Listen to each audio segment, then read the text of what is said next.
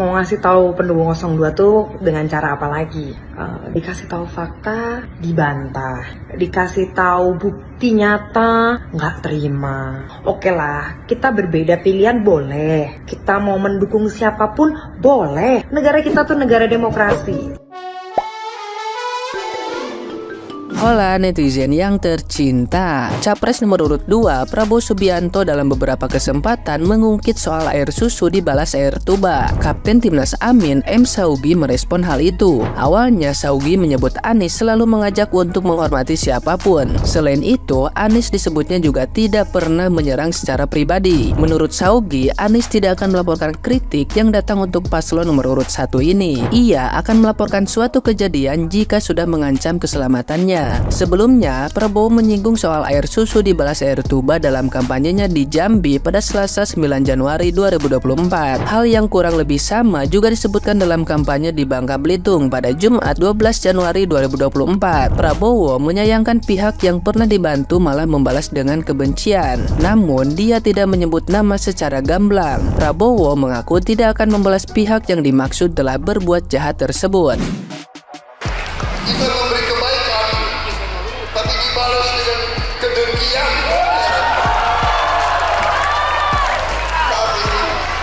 Tapi nenek moyang kita sudah mengajarkan, ya kan? Dia mengajar kita hati-hati. Sering air susu dibalas dengan hujan. Tapi nggak apa-apa, ya kan? Tidak apa-apa. Yang Maha Kuasa yang menjawab dan membalasnya. Nah, gimana nih menurut netizen yang terhormat? Silahkan berkomentar ya. Pak Anies, enak ya jadi pengkhianat Pak Prabowo. 2017 dibantuin lo jadi gubernur, masa dihianati? Kalau kayak gini gimana? Pak Prabowo enak ya ngianati pendukungnya 2019. Mati-matian lo bela bapak sampai ada korban jiwanya. Dulu katanya Pak Jokowi itu bla bla bla bla bla. Lah, sekarang kok dukung penuh Pak Jokowi ya? Kayaknya bapak ada ya bisnis sama Pak Jokowi ya? Atau proyek bapak ada di dalamnya juga ya? Gue udah lapar nih, malam, sorry. Ini jam 12. Ada bakso itu. Bang, beli bang, bakso bang. Pak Anies, sebegitunya ya Bapak ingin berkuasa sampai menyerang Pak Prabowo membabu buta, menyampingkan data dan fakta, menyudutkan Pak Prabowo dengan sengaja agar terlihat seolah-olah ia tak becus dalam bekerja, dan lebih parahnya mengatakan Pak Prabowo tak beretika. Apa Bapak lupa yang Bapak serang ini siapa? Hah? Orang yang telah berjasa menjadikan Bapak Gubernur DKI Jakarta. Jadi siapa dong di sini yang sebenarnya tidak beretika? Dia atau Anda? Beberapa hari lalu sempat lewat video Pak Anies Baswedan dengan Mbak Najwa di TikTok aku. Entah itu video beberapa tahun yang lalu, cuma isi pembicaranya seperti ini. Mbak Najwa menanyakan apakah tidak ada yang menawari Pak Anies menjadi capres, dan Pak Anies bilang, beliau menyatakan bahwa beliau tidak ingin atau sudah berkomitmen tidak ingin menjadi salah satu pengkhianat Pak Prabowo. Tapi kita semua tahu hasil debat capres kemarin seperti apa. Malah beliau orang pertama yang menjadi pengkhianat Pak Prabowo. So, poinnya apa? Kita itu akan selalu dihianati dengan orang yang sudah berkomitmen tidak akan pernah menyakiti kita. Itu poin pertama. Yang kedua, agak bingung ya, kok Pak Prabowo bahas negara, capres yang 1 dan 3 malah bahas Pak Prabowo. Ini roasting apa debat capres? Netizen 62 yang semakin cerdas, menurut Anda, siapa yang lebih pantas menyandang predikat si Malin Kundang? Malin Kundang adalah anak durhaka yang dikutuk jadi batu oleh sang ibu. Narasi Malin Kundang digembar-gemborkan oleh Pak Prabowo dan TKN 02 beserta tepuk riuh para pendukungnya. Padahal setelah kasus 1998 reformasi, Pak Prabowo ngumpet bertahun-tahun di Jordania meninggalkan timnya, anggota tim Mawar yang ada di penjara. Jadi bisa diartikan Pak Prabowo mengkhianati tim Mawarnya loh. Kemudian tahun 2014 dan 2019, Pak Prabowo head to head dengan Pak Jokowi yang di belakangnya ada Bu Megawati. Padahal Bu Megawati adalah orang mantan presiden yang pasang badan atas kepulangannya Pak Prabowo. Nah, tapi 2 kali pilpres beliau melawan orang yang didukung Bu Megawati. Bukankah itu layak disebut beliau mengkhianati Bu Megawati? Yang ketiga, 2019 terutama, setelah didukung oleh jutaan, puluhan juta orang yang ingin ada perubahan, Pak Prabowo justru meninggalkan pendukungnya untuk menjadi Menhan. Padahal beliau berjanji, saya tidak akan meninggalkan rakyat, saya akan timbul dan tenggelam bersama rakyat. Itu janji kampanye beliau di 2019.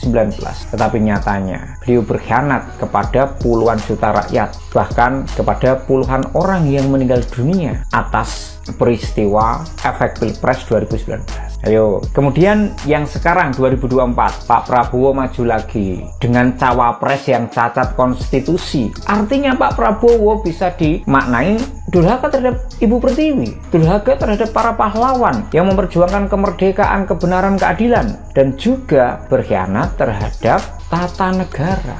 Betul? Lalu, kenapa Pak Anies yang dilabeli sebagai Simalin Kundang, padahal Pak Anies saat ini tidak head to head dengan Pak Prabowo. Ada Pak Ganjar dan berpasangan dengan Pak Mahfud, dan Pak Prabowo serta Partai Gerindra bukan orang yang paling berjasa, bukan pihak yang paling berjasa atas terpilihnya Pak Anies menjadi Gubernur DKI. Dan tentu saja saat Pak Anies jadi Gubernur DKI, gak mungkin Pak Prabowo dan Gerindra tidak dapat apa-apa dari itu.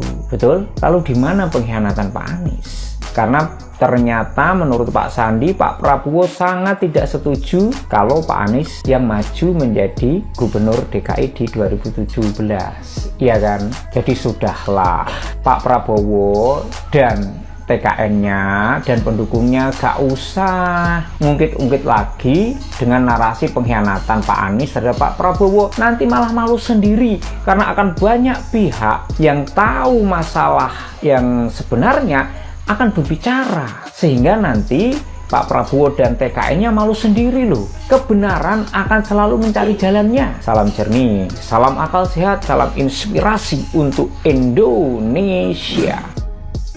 Prabowo ngomong, Anies, lu tuh gak tahu terima kasih. Siapa yang menangin lu jadi gubernur DKI, ha? Kalau bukan karena Prabowo, lu tuh cuma menteri pecatan. Yang gak tahu ceritanya, sini gue ceritain. Berawal dari sebelum Anies Sandi, ada Sandi dan Mardani. Karena Gerindra dan PKS itu berkoalisi, tiket Gerindra dikasih ke Sandi dan tiket PKS dikasih ke Mardani. Alhasil, mereka ditetapin untuk menjadi cagup dan cawagup. Bahkan mereka tuh udah diresmikan sebelumnya oleh Gerindra dan PKS. Tapi tahu nggak kenapa tiba-tiba berubah? Karena di detik-detik terakhir, Pak Mardani sendiri yang minta untuk Anies menjadi cagup DKI. Kenapa? Karena Pak Mardani menilai bahwa Anies sanggup menjadi gubernur. Dan untuk melawan Ahok, yang pada saat itu didukung Jokowi dan Megawati, mereka harus buat formasi perubahan. Bahkan awalnya, Anies Sandi itu ditolak koalisinya. Tapi akhirnya berkat lobby dari Pak JK dan juga Pak Mardani Ali yang dengan legowo memberikan kursinya untuk Pak Anies, akhirnya Anies Sandi bisa maju. Bahkan gak tanggung-tanggung, setelah ngelogoin kursinya untuk Pak Anies, Pak Mardani menjadi ketua tim pemenangan Anies Sandi. Kalian bisa baca di bawah sini. Jadi yang minta Anies naik jadi gubernur itu PKS dan Pak Mardani Alisera. Pak Prabowo hanya menerima nama dari PKS. Bahkan Pak Prabowo sendiri yang bilang Panglima pemenangan Anies Sandi adalah Mardani Alisera. Pak Mardani Alisera aja gak pernah gembor-gembor tuh Anies punya hutang budi sama dia. Malah apa yang dikatakan Pak Mardani, Anies gak punya hutang budi kepada siapapun kecuali rakyat Jakarta yang memilihnya. Kelihatan bukan siapa yang pamrih dan tulus? Untuk itu mari kita buat apresiasi kepada Pak Mardani yang sudah menjadikan Pak Anies sebagai gubernur dan sekarang juga mendukung Pak Anies untuk menjadi presiden. Aduh, capek deh. Mau ngasih tahu pendukung 02 tuh dengan cara apa lagi? Dikasih tahu fakta, dibantah. Dikasih tahu bukti nyata, nggak terima. Oke lah, kita berbeda pilihan boleh. Kita mau mendukung siapapun boleh. Negara kita tuh negara demokrasi. Cuman jangan caranya yang kasar dong. Saya tuh baru beberapa hari lalu itu bukain DM, komentar tentang video-video saya sebelumnya. Nah, ada yang menarik nih. Menarik dan bikin saya geleng-geleng kepala, yaitu pendukung dari 02 lagi nih. Mampir nih ke lapak medsos saya, dari komen sampai ke DM. Tahu nggak yang di DM atau yang di komen itu apa? Masih mending ya kalau yang kak ini dikasih tahu fakta ibaratnya, kak ini salah kak yang bener ini. Oke, itu masih saya terima ya, karena itu masukan buat saya. Tapi kalian lihat nih komennya seperti ini. Sampai ngata-ngatain saya sekasar ini, bahkan sampai body shaming. Nih, saya sampai heran, kenapa sih bisa sampai seperti itunya mendukung junjungannya? Saya kan cuma mengatakan apa yang ingin menjadi keresahan saya. Saya cuma mengatakan apa yang ada dalam isi hati saya. Saya boleh dong berkomentar atau menyampaikan keresahan saya terhadap calon pemimpin di masa depan. Salahnya apa? Indonesia negara demokrasi. Jadi jangan kayak gitu. Kalau ente nih mau mengomentari, silahkan. Tapi kalau untuk mencaci maki, sorry, ini bukan Indonesia, bukan tempat yang barbar untuk mengomentari seperti itu. Oke? Entah saya kurang tahu ya, itu pendukung asli atau dia bayaran buzzer atau apa. Yang jelas, nih pesan buat para pendukung 02. Kalau kalian bertingkah seperti ini, gimana kita mau tertarik sama junjungan kalian? Gimana kita mau milih pemimpin yang kalian pilih? Gimana kita mau nyoblos tuh 02 kalau pendukungnya aja sifatnya seperti ini? Berarti kan nggak jauh yang didukung dengan pendukungnya. Kalau mau mencari simpati kita nih para pemilih, ya yang baik dong, jangan kayak gitu. Jadi kayak orang jalanan, kalian kayak nggak punya etika. Sorry ya, bukannya saya gimana-gimana, cuman saya udah begah aja ngeliat kayak begini nih, komentar kayak begini.